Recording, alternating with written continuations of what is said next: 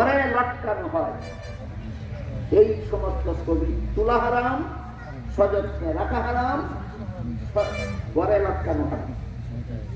দুই প্রকার ছবি, মানুষের ছবি আর জীব জানোয়ারের। মানুষের ছবি আর জীব জানোয়ারের ছবি তোলাও হারাম, যত্ন করে রাখাও হারাম, ঘরে লটকানো হারাম। শুধু ঠেকা বসাতে থাকে। ঠেকা বসাতে কেমন? ধরুন আপনি হজে যাবেন, পাসপোর্ট লাগবে, ছবি ছাড়া পাসপোর্ট হবে? বাধ্য হয় আপনি পাসপোর্টে লাগাবার জন্য ছবি হবে।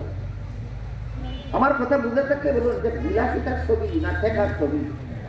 এইরকম ঠেকার ছবি ছাড়া যত বিলাসিতার ছবি আছে সবগুলি আল্লাহর রাসূল পরিষ্কার ভাষায় বহু হাদিসে বলে গেছেন হারাম, হারাম, হারাম।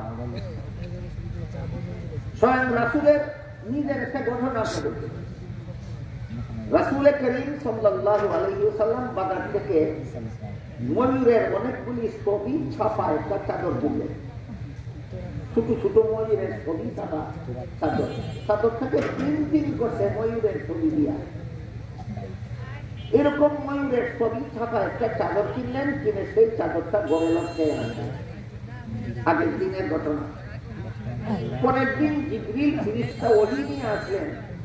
অন্যদিন ঘরে ঢুকে আজকে বাইরে যাবে। রাসূল জিজ্ঞেস করেন, ও জিবরিল, প্রতিদিন ওহী নিয়ে আসো ঘরের ভিতরে আমার কাছে, আজকে বাইরে দাঁড়িয়ে রইলে কেন? জিবরিল বলেন, আজকে যে ওহী নিয়ে এসেছি আল্লাহর পক্ষ থেকে, সেই ওহী আমাকে আপনার ঘরে প্রবেশ করতে দেয়।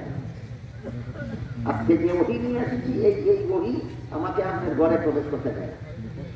রাসূল ঘরের ভিতর থেকে জিজ্ঞেস করলেন, আপনি কি ওহী নিয়ে এসেছেন? জিবরিল বলেন, আজকে ওহী বার্তা হলো আজকে থেকে কোন মানুষের ছবি অথবা কোন জীব জানোয়ারের ছবি যেই ঘরে লটকানো থাকবে, এটা হারাম কাজ করা হইল। যে কারণে আমি এবং আমার অধীনস্থ কোন রহমতের ফেরেশতা কিয়ামত পর্যন্ত যার ঘরে কোন ছবি লটকানো থাকবে তার ঘরে প্রবেশ করবে। আপনার জন্য ছবি লটকানো হারাম, আমার জন্য এই ঘরে প্রবেশ করা হারাম।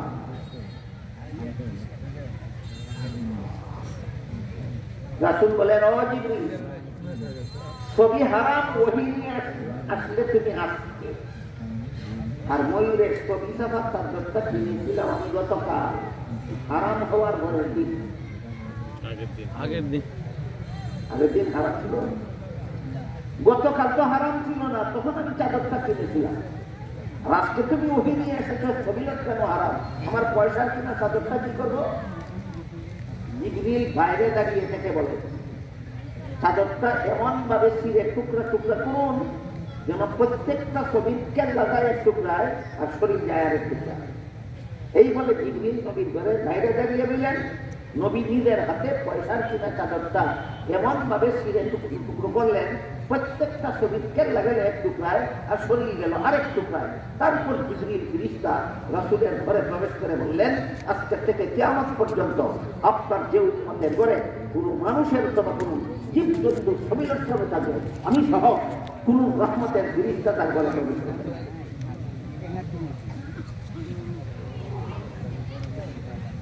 হাদিস বুঝে থাকলে বলুন, মানুষ পশুর ছবি করে লটকানো হালাল না হারাম? মানবে দূরের কথা, জানে কথা মুসলমান। জানার আগে মানে না জানলে পরে মানে? মানবে পরে, জানে কথা। আমি যদি জানি না ঘরে কোনো মানুষের ছবি লটকানো হারাম, আমি যদি জানি না ঘরে কোনো জীব জানোয়ারের ছবি লটকানো হারাম, আমি মানব কখন?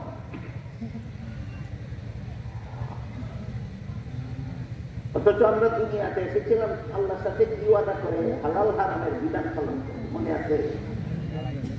হালাল হারামের বিধান পালন করব, এই ওয়াদা করে দুনিয়াতে এসেছিলাম। আমি হালাল হারামের বিধান মানব দরকার জানতেই ছিলাম। এই জন্য বর্তমান মুসলমান সমাজে যে সমস্ত পাপ, যে সমস্ত গুনাহ, যে সমস্ত হারাম কাজ মহামারী আকার ধারণ করেছে, এর মধ্যে একটা হল হারাম। হারাম এই ছবি যদি সযত্নে রাখা হারাম হয়, তাহলে মোবাইলে এমন ছবি সেভ করে রাখলে সযত্নে রাখা হয় না। মোবাইলে যাদের ছবি সেভ করা আছে হালাল না হারাম? আমাদের সারা রাতে ওয়াজ শুনে লাভ কি? কচু পাতা চিনে না তারা? কচু গাছ চিনে? কচুর পাতা চিনেন?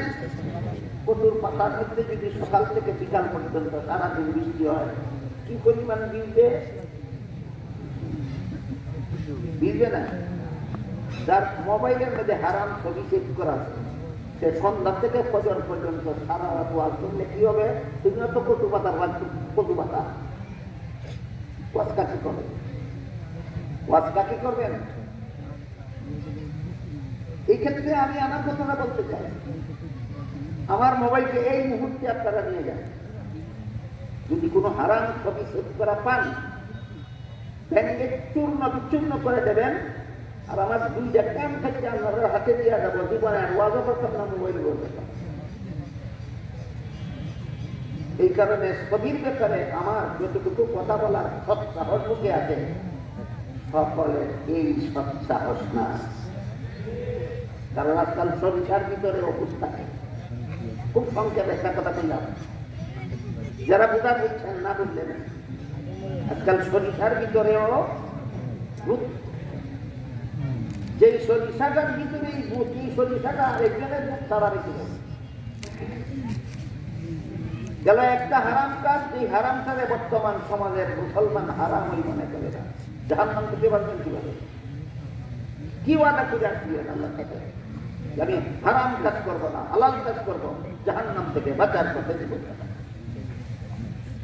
2 নম্বর হারাম যেটাকে আজকালের সমাজের মুসলমানে হারামই মনে করে না, সেটা হলো বাজনা।